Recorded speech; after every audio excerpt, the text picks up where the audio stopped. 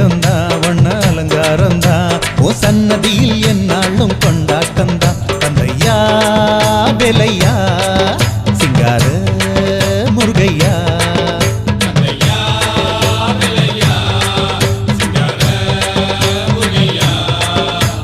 கல்லை கனியாக்கி கனவை நனவாக்கி விளையாடும் சிவகுமரா